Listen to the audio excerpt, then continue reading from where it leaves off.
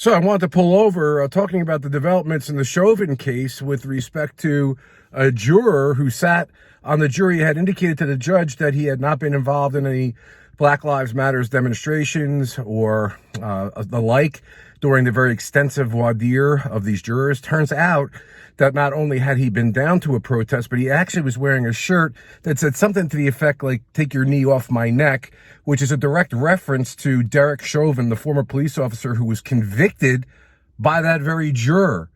So that juror did not give the judge that information. It is my opinion, based as many years as a prosecutor and a defense lawyer, that the judge's refusal to sequester this jury, as the defense had requested, the fact that there was a civil settlement in the middle of jury selection, which caused 2 jurors to be removed, the fact that there was protesting going on with regard to another police-related shooting that clearly could have influenced this jury, the fact that the prosecutors withheld a blood gas report that was relied upon the defense's expert and who got attacked, his credibility because they hadn't provided that report, and now a juror who had given at best inaccurate information to the judge with regard to Black Lives Matter protesting. Listen, these questions were asked for a specific reason, and it's presumed that jurors give honest answers.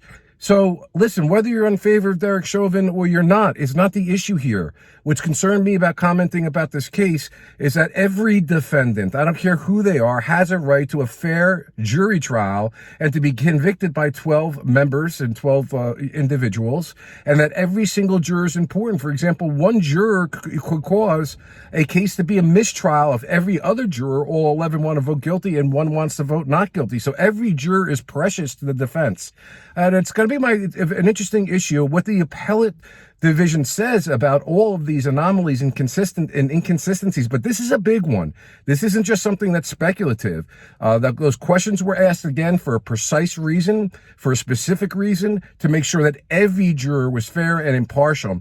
And I can't get over the fact that it's not just that the person had gone to a Black Lives Matter demonstration or protest, which is absolutely fine to do, but that they were actually wearing a shirt that was against Derek Chauvin and then sat in judgment of Derek Chauvin. I know a lot of my colleagues don't think that this is a big issue. I beg to differ with respect to this.